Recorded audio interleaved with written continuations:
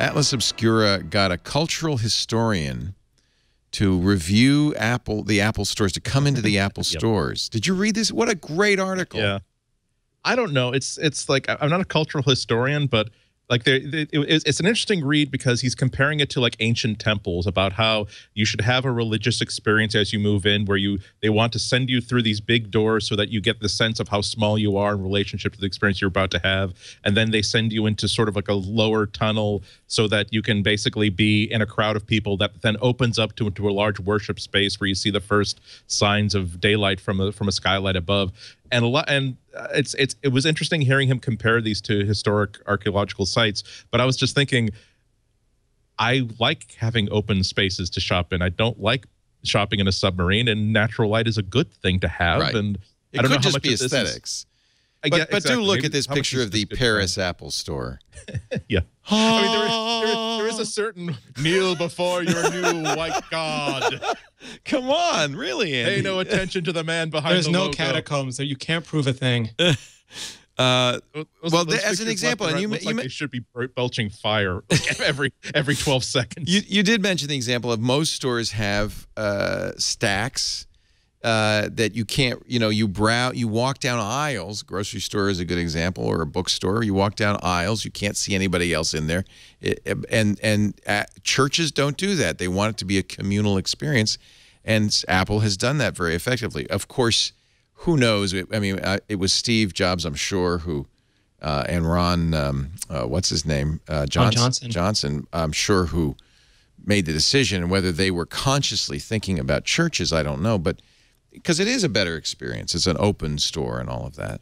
Did you see the pictures of the Johnny Ive designed Belgium Apple store? No. Where they're actually live trees inside.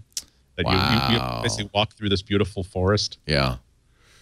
The Erica Robles Anderson is a professor at NYU in cultural history. So she and the reporter walked to the Apple store in Soho. She said they had giant rope sets. Oh no, she actually compared it to the Samsung store nearby, which had giant ropes outside, as if anticipating a giant crowd, and big bouncer-looking people in fancy suits, and then crickets. Yeah. She says, and this is, I think, astute. It was a deep misunderstanding about special access, as opposed to what Apple has built, which is the feeling of being in it together, as though you were fighting something, even though it's the most valuable company in the world. The Apple Basilica on Fifth Avenue is just beautiful. It really is. It's a basilica.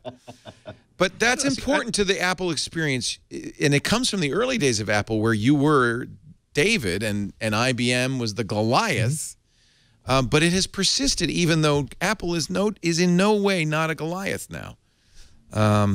I just think it's a difference between how the emotional relationship that people have with Apple products versus any other maker of any other product. You really do feel as though, I mean, it's a big deal if you were to switch from an Apple anything to a non-Apple anything, because you do feel as though on some emotional, illogical level that this is a values purchase, that the people, you feel a connection to the people who make this thing because you feel as though these are people you enjoy spending time with. Whereas, as good as an HTC phone or a Huawei phone is, or a Samsung phone is, you could switch from one to the other without really even caring. I don't think anybody would ever come to a Samsung store because they exclusively want to buy only Samsung products. Even if they want their next notebook to be a Samsung notebook, they will go to a place where you can find all kinds of different Windows notebooks. So right.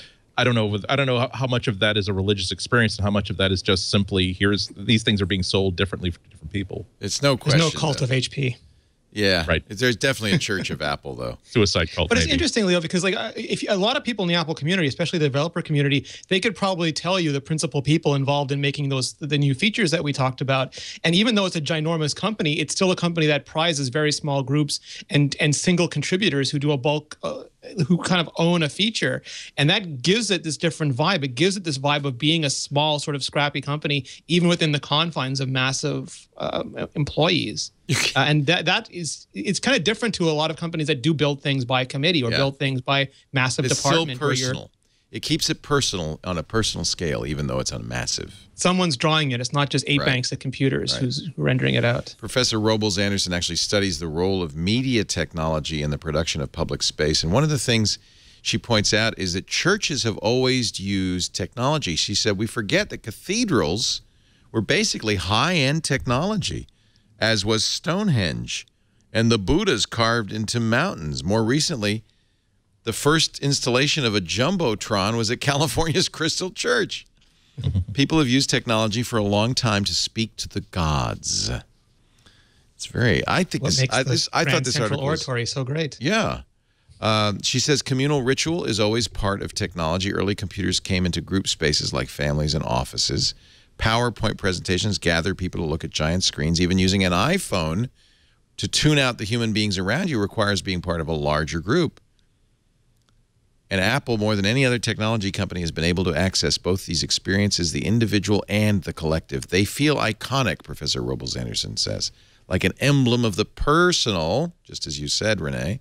And yet, it's a cult, right? It's so obviously a cult. We all have to wear beards. We all have to wear Bruins hats. It's terrible. As Andy and I know, you can get out of the cult anytime. But they cult. They will want you back. There's a whole list of stuff that I wish that people would stop saying. I know about, cult is a bad pro Apple and anti, and that is one of them, because I think that was more true. Cults get together in the face of to find approval for irrational thoughts that are self-destructive in the long run. Right. And that was certainly true of all of us in 1996, 1997. It was, I was certainly determined to keep using a Mac until you were a cult member then, yeah. Exactly. Well, you know what? If Apple's going to be dead in 3 months, and I'm gonna just ride that wave all the way into the cliff. I didn't jump off now. Why not jump out then? Right now, it's really is a personal preference. I think that it's interesting to consider how much of our decisions are emotional decisions. That's not a bad thing either, because we're supposed to have joy and have pleasure in the stuff that help us get us through the day. And what's wrong with using an Apple device that, in whatever irrational ways and whatever emotionally manipulative ways, make us feel happy and make us feel positive? Yeah.